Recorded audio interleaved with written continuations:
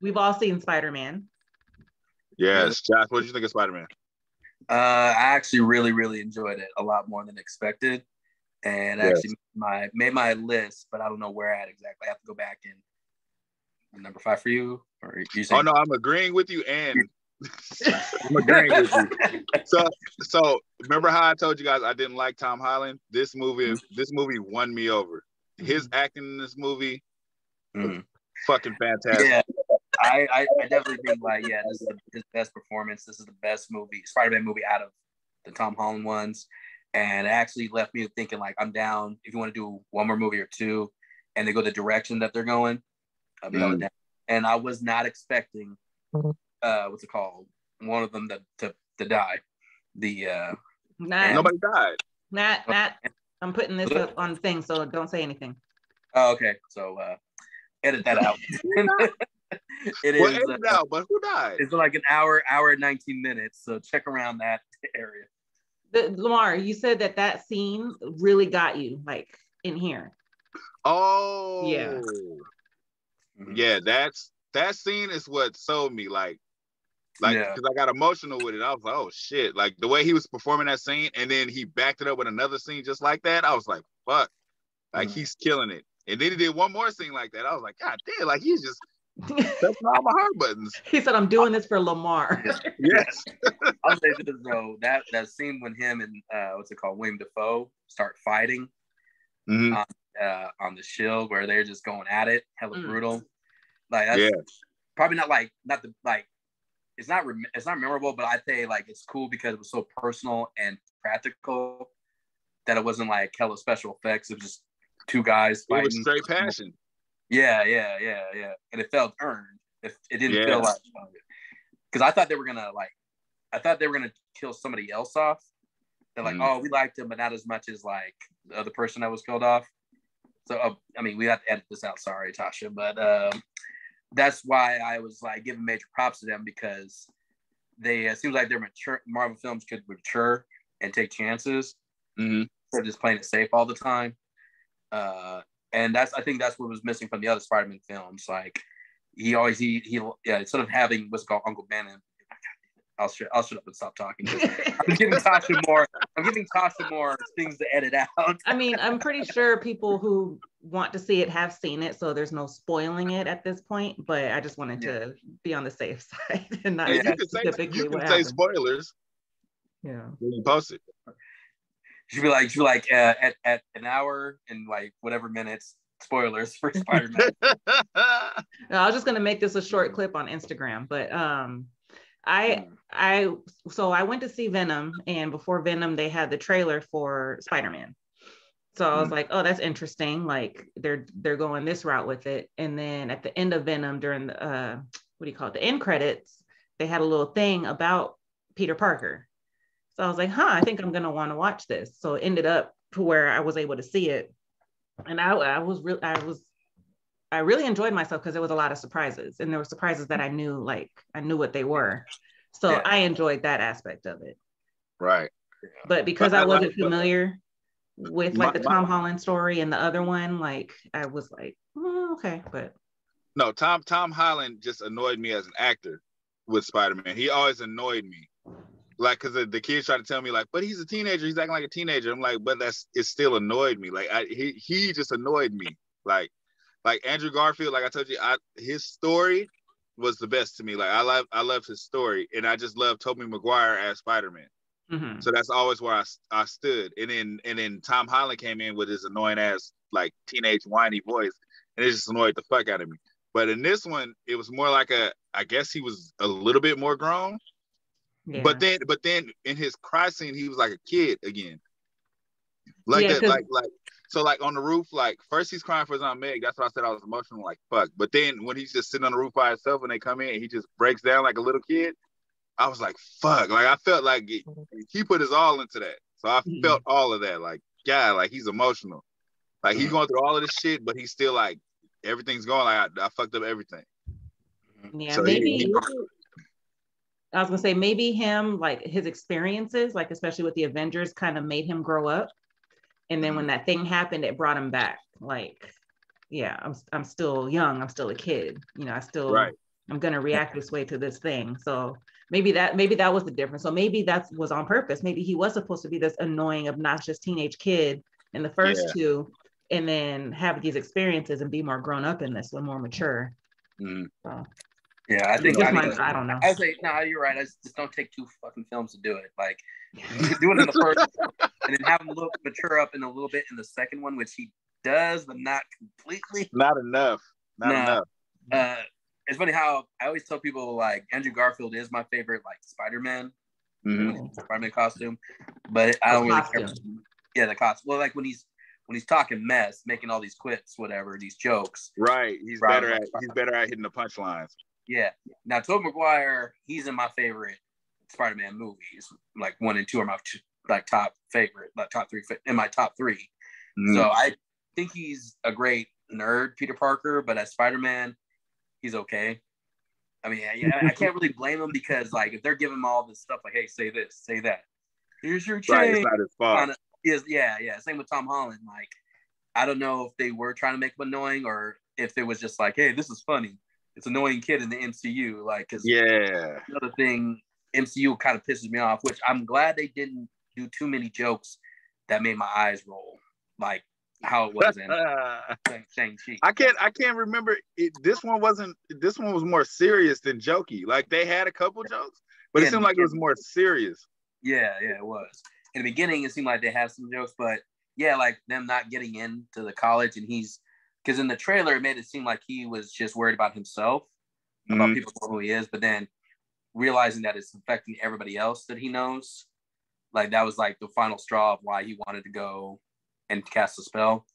Right. Like, okay, that's kind of cool because it seems like in the other Spider-Mans, I understand he's a kid, but it seems like he was just so focused on trying to get into the Avengers, or just into.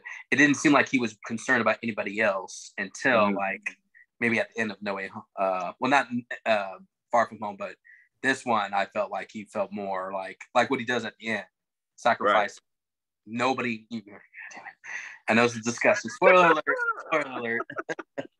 So it seemed like in this one they saved all the jokes for when all 3 Spider-Mans were there, and the jokes were landing like a motherfucker. Like when they were just dialoguing with each other.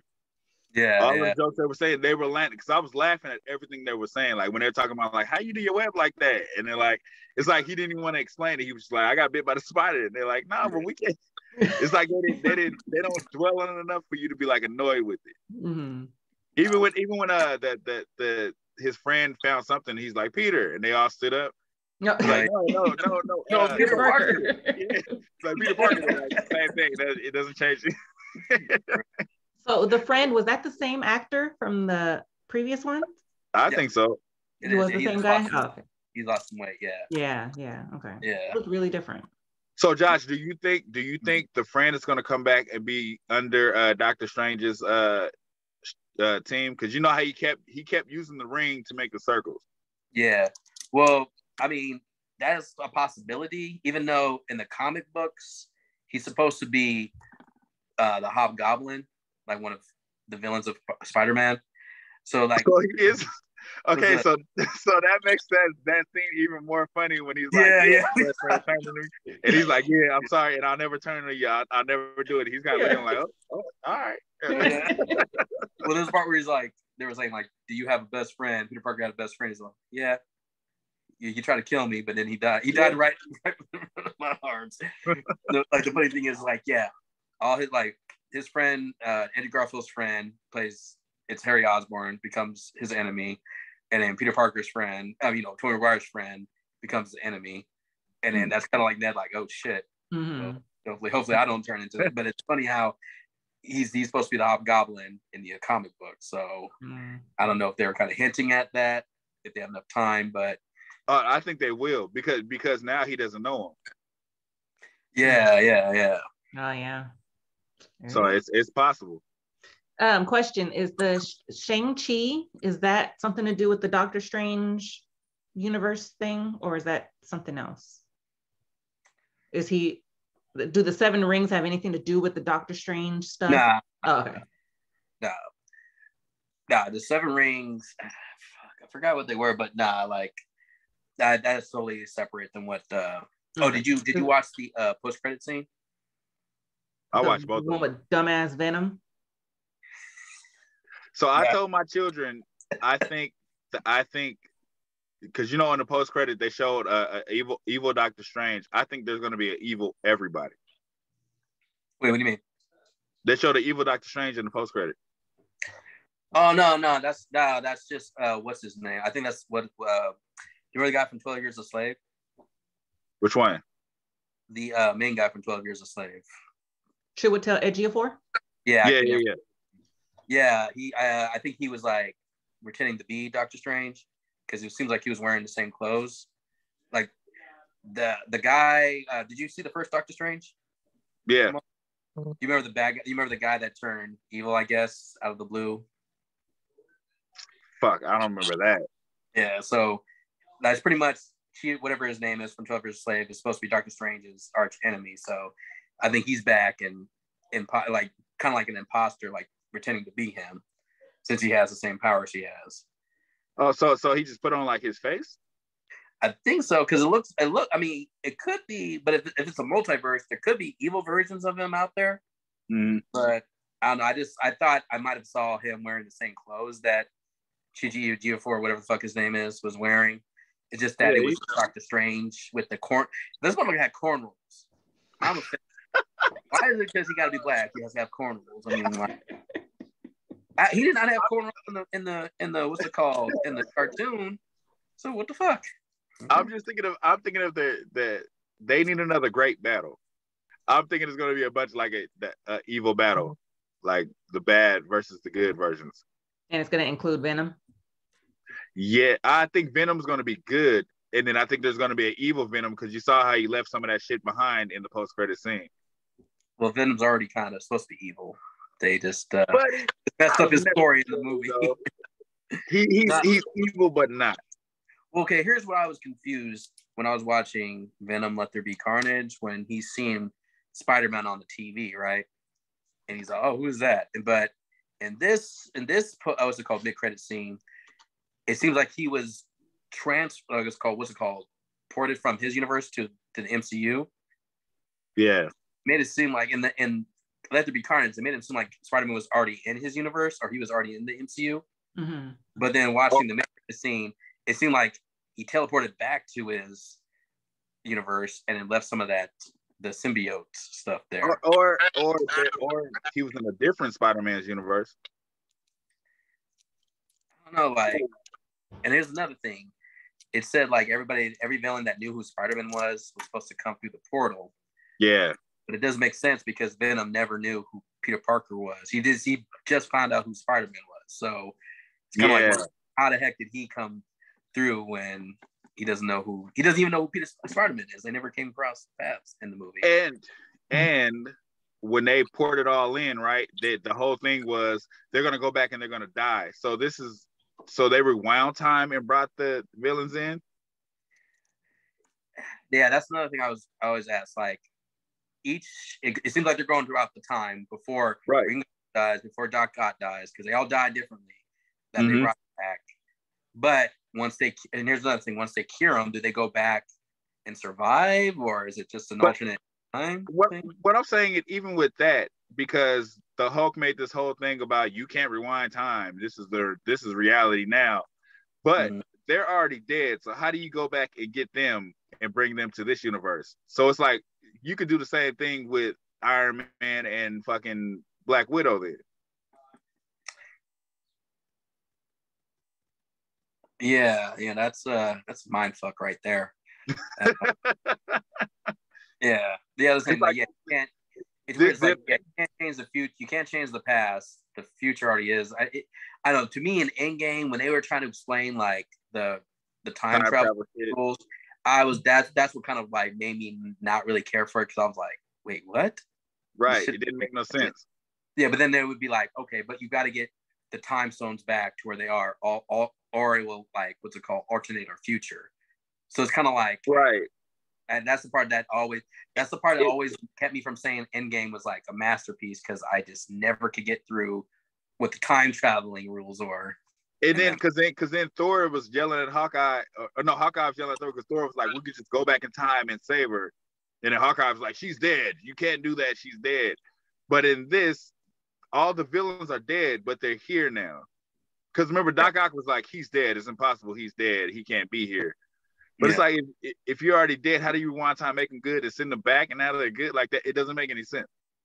No, that was one thing I was like, wasn't too sure when somebody was telling me they were going to do that before I saw the movie. Mm-hmm. That doesn't make sense because not every one of them dies before they fight Spider. I was going to ask, because Doc Ock, does he die? He doesn't die. He does die. What about Sandman? Sandman survives. Okay. Like I thought that was so cool. Tasha was right about Sandman. Yeah, that was cool that they because him and Spider-Man were cool at the end. So it was cool that Sandman was trying to help Spider-Man because he was like, oh, we cool. But now that he's not Peter Parker, it made sense why he didn't trust him. Right. At the same time, he's just trying to get back to his daughter. So I thought that was cool that then they're all talking to each other, like saying, if you're in like the Sam Raimi's one, they were like, yeah, I read Doc Ock dies doing this. So like they're from each one that were from the same universe read about what happened to that person because they're from the future, sort of, because they're in the sequel. Like how what's it called? Sandman read about how Doc Ock dies because Sandman. Oh, okay. And then another question, because what's the green guy's name? Green Goblin? Yeah, the Green Elf. He's the Green Elf. He's back, but his son is still dead. Yeah, that's another thing. So let's say if they were healed, they were cured, and they go back to their own like universe. Yeah, your son's dead. Not just your wife, but your son's dead. Welcome home.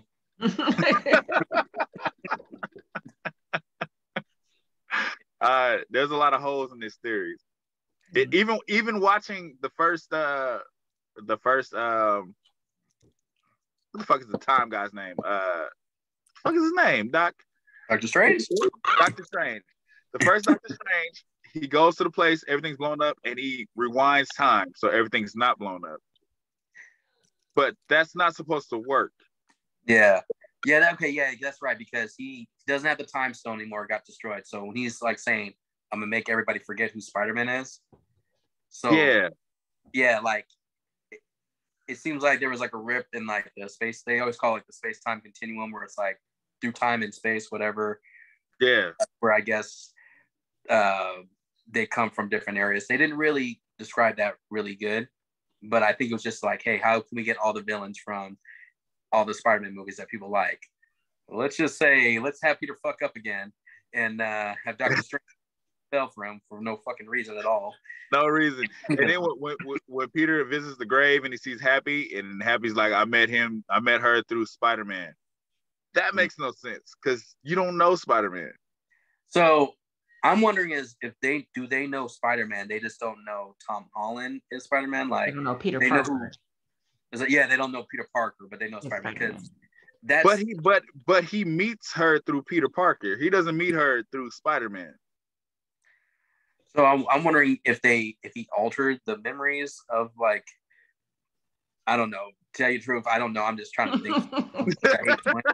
But you know who we can ask? Yeah. Who?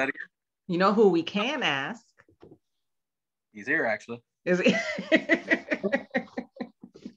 Yeah. I mean, okay, you know what? Okay, here's what I was thinking. Has anybody seen Frozen?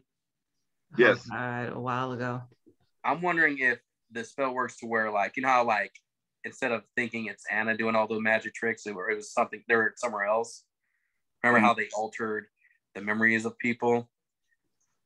Yeah. In the memories of them. So I don't know if that's what happened, if they altered the memories of the people that knew who Spider-Man is, but they don't know who Peter Parker is.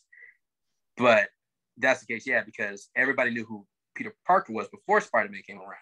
Yeah. Same Iron Man or Happy Hogan. So like there's a lot of things they didn't really touch on too much because there was too much stuff going on.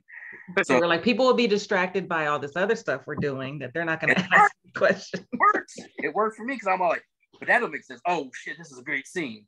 Like that's where it's like, if I feel like you're actually putting like some good action, not just good action, but good emotional moments and good story. And it's kind of like, okay, I'll roll with it. That's when I'll let it slide. And if it was so much bullshit after another one on bullshit, I'm like, no, I can't let this slide anymore. Too many issues in the goddamn movie. Yeah. Because because the Hulk disrespected everybody by like, everybody thinks about time travel. It's not logical. But then you do all this stupid shit in the movie that doesn't make any sense. Yeah. So fuck you, Hulk. Yeah, man. Don't be saying like, oh, Back to the Future don't work, Terminator. Like, fuck y'all. Shut up. Like, don't ruin our childhood. Fuck you, son of a bitch. Michael J. Fox was way better at time traveling than you stupid son. And fucking Bill and Ted. Don't them too. Don't forget about yeah, Bill and Ted's Excellent Adventures. I had the toy.